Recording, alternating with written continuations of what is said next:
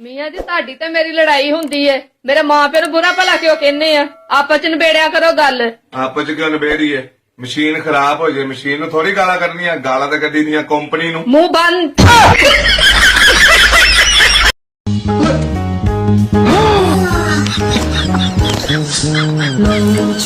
好了吗？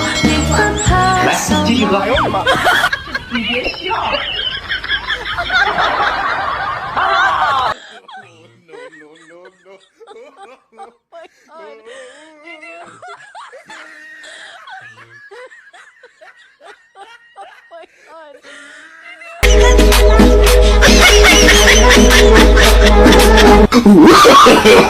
no, no, no, no.